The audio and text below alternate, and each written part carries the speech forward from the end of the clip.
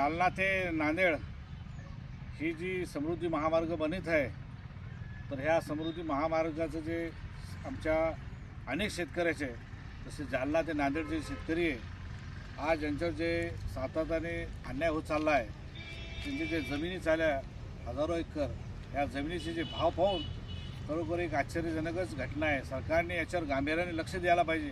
आज आमच्या जालना शहरातील दिलीप शेठ राठीव आमचे 200 शेतकरी ज्यांनी 5 तारखेला जे आत्मदहनचा इशारा दिला, कारण की त्या ज्या शेत्या आज इतके पिकात आणि इतक्या शहराच्या जवळ भागात आहे, त्याचे रेटच इतके मोठे आणि सरकार त्यांना इतक्या कमी रेटने पैसे देते आणि जे मोठे सिडकोचे मोठे प्रकल्प तिथं जास्त पैशाने भाव देते, म्हणजे सरासरी शेतकऱ्यावर अन्याय आणि अत्याचार आहे। मी सरकारला या निमित्ताने एवढं सांगन की याच्यात जास्त गांभीर्याने लक्ष देऊन या शेतकऱ्याला अन्याय न होऊन देता जास्त भाव देण्यात यावा।